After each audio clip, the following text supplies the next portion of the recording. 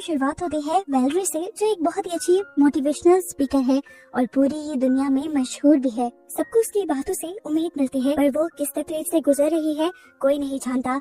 हर रात उसे डरावने ख्वाब आते हैं, जैसे कोई उसे पानी में खींच रहा हो। उसे इन सब की वजह आज तक समझ नहीं आई। खैर, इसके बाद हमें वैलेरी की फैमिली के बारे में पता चलता है कि उसकी मॉम तो सालों पहले ही मर चुकी है। अभी उसके डैड का कुछ पता नहीं, और रूबी उसका हस्बैंड है जो उससे बहुत ज्यादा प्यार करता है। आज उसके लिए उसके गाँव से एक लेटर आया था, जिसे देखते ही उसका मूड काफी ऑफ हो गया। उसकी उदासी बढ़ गई। उसने अपने दोस्त से मिलने का फैसला किया, पर इससे भी उसके मूड पे कुछ खास फर्क नहीं पड़ा। वो काफी दिन से अपने आप में अजीब तब्दीलियां नोटिस कर रही थी, जैसा कि उसके सर में बहुत ही ज्यादा खारिश रहने लगी थी। इस टाइम वो अपनी खारिश को कम करने वाली मेडिसिन के साथ बर्थ कंट्रोल पिल भी लेती दिखाई देती है। खैर, आज मेडिसिन लेने के बाद भी जब उसकी खारिश कम नहीं हुई तो वो परेशान हो गई और इंटरनेट पर अपनी खारिश के बारे में सर्च करने लगी, और उसे जो रिजल्ट्स नजर आए उसे देखकर वो बहुत ज्यादा डर गई और उसने अपना लैपटॉप ही बंद कर दिया। वैलेरी के साथ अब एक और भी बहुत अजीब चीज हुई। उसके घर में बहुत सारी चूंटियां थी। ये कहाँ से आई थी, कहाँ जा रही थी, वैलेरी को अंदाजा नहीं था। इन चूंटियों का पीछा करते करते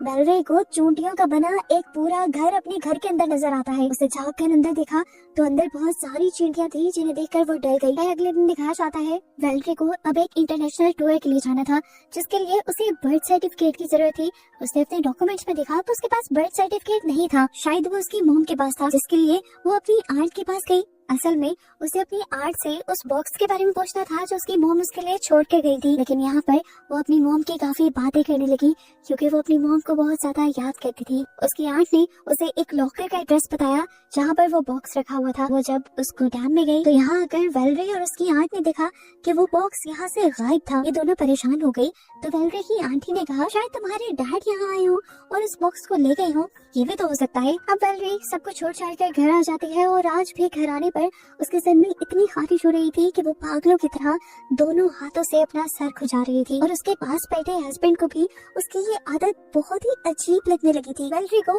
अपनी इस बीमारी की समझ नहीं आती, यहाँ तक कि डॉक्टर्स को भी उसकी इस बीमारी की समझ नहीं आई, तो उसे लगा शायद उसे ये जेनेटिक इशू है। उसकी मॉम को भी होगा और अब उसे हो गया है। फिलहाल उसे अपने इंटरनेशनल टूर के ऊपर फोकस करना था, इसीलिए उसने अपने डैड से मिलने का फैसला किया।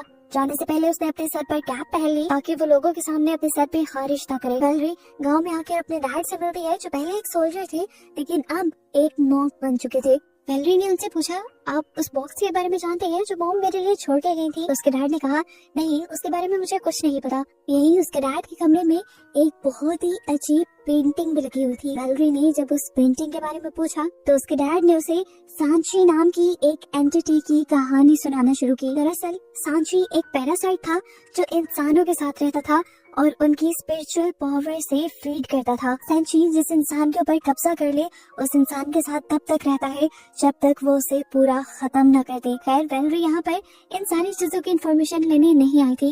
वो जाने से पहले अपने डैड की चाबी चुरा लेती है और उनके लॉकर में जाती है बगैर उनके पूछे। वहाँ पर उसे वो बॉक्स तो नहीं मिला जो उसकी मॉम ने उसके लिए छोड़ा था, लेकिन हाँ, उसे उसका बर्थ सर्टिफिकेट जरूर मिल गया, जिसे लेकर वो यहाँ से जाने लगी। उसे गोदाम में एक छोटे बच्चे की रोने की आवाजें आ रही थी और साथ उसे ऐसे फील हो रहा था जैसे वो बच्चा पानी में डूब रहा हो।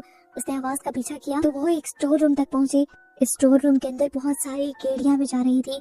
उसने बैठकर उन्हें देखने की कोशिश की तो उसे ऐसा फील हुआ कि जैसे पीछे से बहुत सारी बुरी सोल्स उसे पकड़ने वाली हैं। उसने अपने कंधे पे बहुत सारे हाथ फील किए। इससे पहले कि वो चिल्लाती थी उसने पीछे मुड़कर देखा तो वो यहाँ का गार्ड था, यानी इस टाइम इसे ही हेलुसिनेशंस हुए थे। वैलेरी अब घर आकर बहुत कंफ्यूज थी। आज उसके साथ जो हुआ ये पहले कभी नहीं हुआ था। वो अपने डैड के लॉकर से जो सामान लाई थी वो उसे देखने लगी। इसमें उनकी फैमिली की पुरानी पिक्चर्स थी, उसके डैड की भी और उसकी मॉम की भी, उस टाइम की जब उसके डैड एक सोल्जर हुआ करते थे और उसकी मॉम एक बहुत ही खूबसूरत औरत थी। ये सब देखते हुए वैलेरी को एहसास हुआ कि उसे आज तक ये मालूम ही नहीं कि उसकी मॉम की मौत हुई कैसे थी। इन्हीं पिक्चर्स में वैलेरी अपनी मॉम के हाथ पे एक वैसा ही एलर्जी का निशान नोटिस करती है जो उसने अपनी एलर्जी को सर्च करते हुए इंटरनेट पे देखा था। और यहाँ से उसे ये कंफर्म हो गया कि उसे आजकल जो बीमारी है वो पहले उसकी मॉम को भी थी और इसका ताल्लुक उसकी मॉम से ही है। वैलेरी की इस बीमारी ने उसे बहुत ज्यादा चिड़चिड़ा भी बना दिया था, यहाँ तक कि वो अपने हस्बैंड रूबी से भी अब अच्छा बिहेव नहीं करती थी। वो बहुत चिड़चिड़ी रहती थी। आज तो उसने फैसला कर लिया था कि आज रात को वो अपना सर नहीं गुजारेगी, इसीलिए वो अपने हाथों पर ग्लव्स पहनकर अपने हाथों को बांध कर सो जाती है।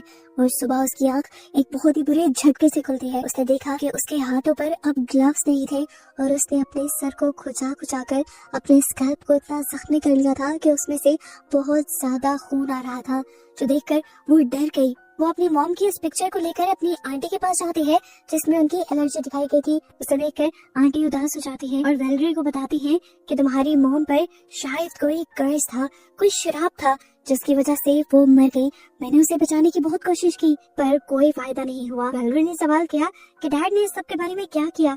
उन्होंने उसे डैड के बारे में कुछ नहीं बताया, बस इतना ही कहा कि तुम अपने डैड से दूर रहना। कुछ देर बाद वेलेरी को एक फोटो शूट के लिए जाना था, जहाँ पर हैवी लाइट्स के अपने साए के साथ वो देखती है कि उसके साए के साथ कोई और भी खड़ा है, जिसे देखकर वो बुरी तरह डर गई।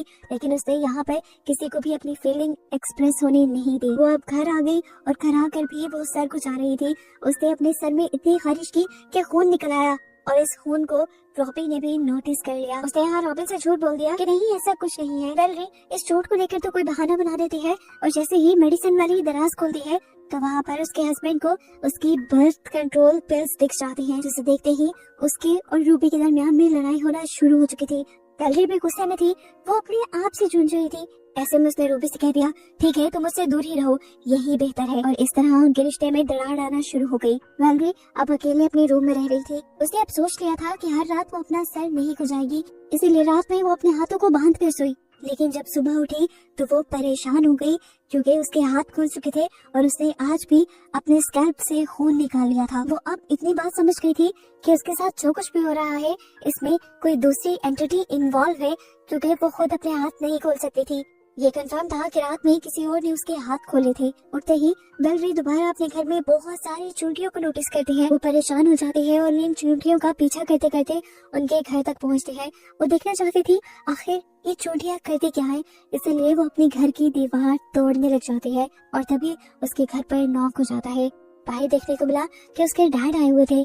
उसके डैड वेलेरी के लिए बहुत ज्यादा परेशान थे। उन्होंने कहा कि तुम मेरी कॉल नहीं उठा रही थी तो परेशानी में मैं बस यही चला आया। वो इस टाइम वेलेरी को कुछ बताना चाहते थे। वो बात शुरू करते हैं वेलेरी की मॉम से। वो बताते हैं कि वेलेरी तुम्हारी मॉम एक बहुत अच्छी इंसान थी और आज मैं तुम्हें बताता हूँ कि उनकी मौत कैसे हुई। सालों पहले मैं एक सोल्जर हुआ करता था और मैंने अपनी एक दुश्मन फौजी को मारा था। वो एक लड़की थी, न जाने उसके अंदर क्या ताकत थी जो उसके मरने के बाद मेरे साथ मेरे अंदर आ गई और मेरी वजह से वो तुम्हारी मॉम के साथ जुड़ गई। मुझे बाद में पता चला कि वो एक सेंची है और जब मुझे ये बात मालूम हुई तो मैंने तुम्हारी मॉम की उस सेंची पैरासाइट से जान छुड़ाने की बहुत कोशिश की, लेकिन मैं नाकाम रहा। फिर तुम पैदा हो गई और फिर वो सेंची पैरासाइट तुम्हारे अंदर आ गया और तुम्हारे साथ मैं जानता हूँ आजकल बहुत अजीबोगरीब वाक़ये हो रहे हैं और इन सब के पीछे वो सेंची ही है। वेलेरी के डैड जानते थे कि वेलेरी इन सारी बातों को जानने के बाद बहुत ज्यादा रिएक्ट करेगी, इसीलिए वो उसकी चाय में नींद की गोलियां मिलाकर लाए थे, जिसकी वजह से वेलेरी वहीं पर सो गई। और जब उठी तो उसे फौरन वो सारी बातें याद आई और वो अब अपनी मॉम की मौत के बारे में सर्च करने लगी। उसे अपने घर में बहुत सारी अखबार की कटिंग और चीजें मिलती है जिसमें ये साफ लिखा था कि उसके डैड ने ही असल में उसकी मॉम का मर्डर किया था। ये सुनकर वो टूट गई। अचानक बारिश शुरू हो जाती है। वेलेरी अपनी घर की खिड़कियां बंद करने के लिए जब ऊपर जाती है तो उसे खिड़की के बाहर अपनी मॉम की परछाई नजर आती है। उसे वो दिन वो सब कुछ नजर आने लग जाता है जिस दिन उसकी मॉम की मौत हुई थी। उसने देखा कि उसकी मॉम तड़प रही थी और उसके डैड उसे जबरदस्ती पानी में डुबो रहे थे और ऐसे ही उसकी मॉम की मौत हो गई थी। जैसे ही वेलेरी को अपने डैड का ये घिनौना चेहरा नजर आता है तो वो फौरन अपने डैड के पास अपनी मॉम का बदला लेने के लिए पहुंच जाती है। उनके घर जाकर वो एक एक सामान बिखेर देती है और अपने डैड से पूछती है आखिर क्यों मारा आपने मेरी मॉम को। उसके डैड कहते हैं मैंने तुम्हारी मॉम को नहीं मारा, मैं तो उन्हें बचा रहा था उस संची से, लेकिन वो संची बहुत ज्यादा स्ट्रॉन्ग था और मैं हारता रहा, तुम्हारी मॉम मर गई उस संची से ही लड़ते लड़ते। लेकिन वेलेरी को अब उनकी बातों पे यकीन नहीं था। उसके डैड ने उसे बताया तुम्हारी मॉम असल में तुम्हें इस संची से बचाना चाहती थी और इसी चक्कर में उन्होंने अपनी जान खुद ही ली थी, लेकिन मरने के बाद भी वो अपने मकसद में नाकाम रही। वो तुम्हें उस संची से नहीं बचा सकी और अब वो संची तुम्हारे साथ है और तुम्हारी जान बचाने के लिए उस संची का खत्म होना बहुत जरूरी है। अब ये बातें वेलेरी को डराने लगी थी। वो अपने डैड को यहीं छोड़कर वापिस घर चली जाती है। अगले दिन उसका सेमिनार भी था, उसकी लाइफ का सबसे बड़ा सेमिनार, एक इंटरनेशनल टूर। वो नहीं चाहती थी कि सबके सामने उसका मजाक बने, वो सबके सामने अपने सर को खुजाए, इसलिए उसने अपने सर पे एक कैप पहन ली। उसका शो शुरू हो गया। यहाँ पे बहुत सारे लोग आए हुए थे और रेटिंग बहुत ज्यादा थी। उसने स्टेज पे एक लड़की को बुलाया और अपनी स्पीच शुरू की। उसने लड़की को शीशे के आगे खड़ी करके लोगों से कहा कि जब तुम अपने अंदर की असल को नहीं पहचानोगे तब तक तुम कुछ नहीं कर सकते। ये बातें कहते हुए वो ना चाहते हुए भी अपनी कैप के अंदर से अपने बालों को खुजा रही थी। इस टाइम उसे स्पीच करते हुए शीशे में उस औरत की परछाई के साथ अपने पीछे भी खड़ी एक और परछाई दिखाई दी। इस परछाई को देखकर वो डर जाती है क्योंकि उसे पता था कि ये संजय ही है। आज उसे देखकर, उसकी सच्चाई जानकर वो बहुत ज्यादा खौफ में आ चुकी थी, यहाँ तक कि वो नीचे गिर गई। वो तड़पने लगी, अपना सर खुजाने लगी और सभी लोग उसकी ये हालत देखकर पागल से हो गए। वेलेरी अब और अपना तमाशा नहीं बनाना चाहते थे, इसीलिए वो स्टेज छोड़कर भाग जाती है और अपनी गाड़ी में जाकर बैठ जाती है। घर आने के बाद भी वो लगातार अपने सर को खुजाती जा रही थी। उसने अपने सर में इतनी खारिश की कि उसके सर में एक सुराख हो गया जिसके अंदर उसने उंगली डाल दी।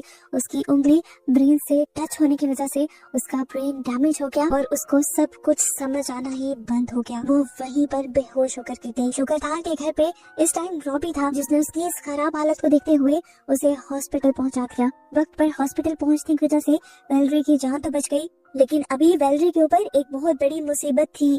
वो संशी अभी भी वेलेरी के साथ ही था, जिसे हॉस्पिटल के डार्क एनवायरनमेंट में पहली मर्तबा क्लियर दिखाया जाता है। वो इस टाइम वेलेरी के ऊपर चढ़ा हुआ था, उसे तंग कर रहा था, लेकिन इस टाइम वेलेरी उसे डर नहीं रही थी, चिल्ला नहीं रही थी। वो वेलेरी के सर में हाथ मार रहा था जिससे उसके सर में खारिश हो रही थी, लेकिन वेलेरी ने अभी भी अपने सर में खारिश नहीं की क्योंकि अब वो जान गई है सच्चाई। वो अब इससे डरती नहीं, वो इसका मुकाबला करना चाहती है। जैसे ही वेलेरी ने अपने डर का सामना करना शुरू किया तो उसकी हालत पहले से बेहतर होने लगी। संशय का कंट्रोल उसके ऊपर से कुछ कम होने लगा और उसकी बेहतर हालत का कुछ क्रेडिट रॉबी को भी जाता है, जो उसका आजकल बहुत ज्यादा ख्याल रख रहा था। वो हमेशा अब वेलेरी को उसके सर पे हाथ लगाने से मना कर रहा था क्योंकि सर पे हाथ लगाने की वजह से उसकी बॉडी के काफी हिस्से पैरालाइज हो चुके थे, यहाँ तक कि उसके पाँव भी, और अब उसे चलने में काफी मुश्किल होती थी।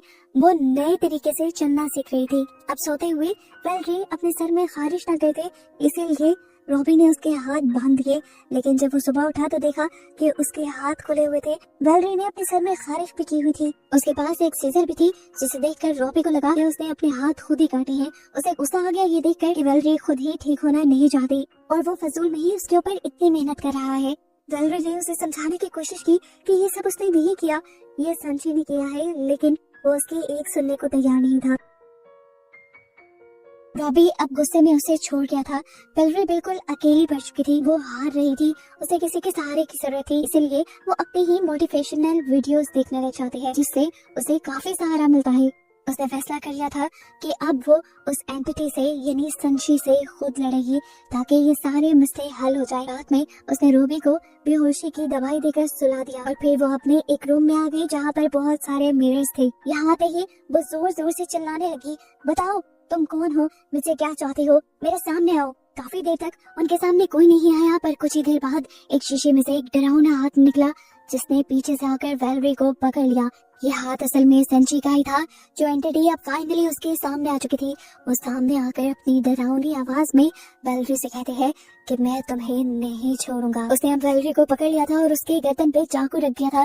वेलेरी भी खौफ के मारे डरी और उसने जोर से चीख मारी, जिसकी वजह से यहाँ रॉबी को भी होश आ गया और उसने अपने आप को बेड से बंधा पाया। वो अपने हाथ पाँव को छुड़वाने की कोशिश करता है और वेलेरी को आवाज लगाता है। दूसरी तरफ हमें वेलेरी को दिखाया जाता है जो अब अपने हाथ को काटने की तैयारी कर रही है ताकि वो कभी अपने सर को खुजा ही न पाए।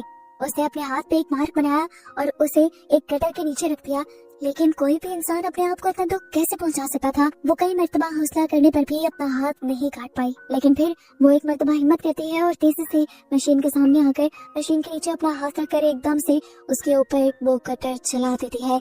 हाथ से शर करके खून निकलकर उसके मुंह पे गिर जाता है और उसका हाथ, इससे उसे बहुत ज्यादा दर्द हुआ था। खून भी उसका बहुत ज्यादा निकल रहा था, जिस पर चीजें बांध बांध कर उसने कंट्रोल करने की कोशिश की। इस हाथ का खून रोकने के बाद उसने अपने मुंह से खून साफ किया और फैसला किया कि वो अब अपने दूसरे हाथ को भी काट देगी। अभी वेलरी ये सोच रही थी कि एकदम से उसके पीछे संची आ गया, जिसने उसे पीछे से पकड़ लिया। और इस मर्तबा वेलरी उसके ऐसा करने से भी नहीं डरी। संची ने उसे डराने के लिए बोला कि मैं तुम्हें खा जाऊंगा, तुम्हारा कतरा कतरा खून पी जाऊंगा। वेलरी उसे बातों में लगाए रखती है और अचानक से उसका हाथ उसे कटर के नीचे कर देती है, जिस कटर से वो अपना दूसरा हाथ काटने का प्लान कर रही थी। यहाँ से आने वाली ऐसी आवाजें सुनकर रॉबी परेशान हो रहा था।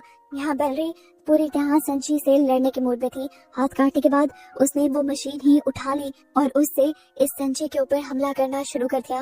उसे लग रहा था कि ऐसा करने पर संची मर जाएगा, लेकिन ऐसा नहीं हुआ। संची के जितने हिस्से उसने काटे थे वो रीजनरेट होने लगे, यानी दोबारा से पैदा होने लगे। और अब वेलरी जब ये सब देखती है तो वाकई उसे डर लगने लग जाता है और वो यहाँ से भागने की तैयारी करने लगती है। वो इससे बचने के लिए वहाँ से भागने की ही कोशिश कर रही थी कि संची उसके ऊपर आ गया और उसने कहा कि अब मैं तुम्हें नहीं छोड़ूंगा। तो वेलरी ने उससे कहा कि अब कोई बचेगा भी नहीं।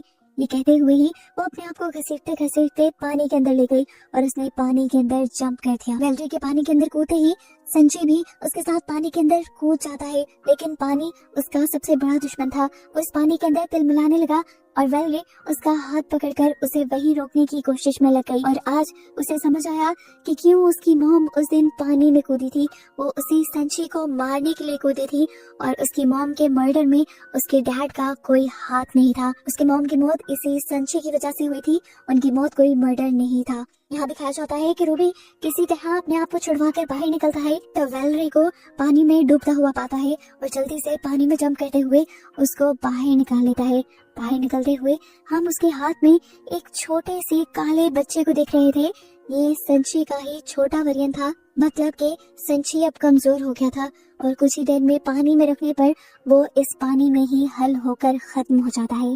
कहानी के पोस्ट क्रेडिट सीन्स में हमें वेलरी को दिखाया जाता है जिसके पास एक बेबी भी था। दिखाया गया कि उसका कटा हाथ जोड़ दिया गया था और वो अपने बेबी के साथ बहुत खुश थी। वो जब अपने बेटे को खिला रही थी तो उस टाइम उसके बेटे के फेस पे एक छोटे से बग को दिखाया जाता है, जो हमारे लिए एक सवाल छोड़ जाता है कि क्या सच में संची खत्म हुआ भी है कि नहीं। और बस इसी के साथ ये मूवी यहीं पर एंड हो जाती है।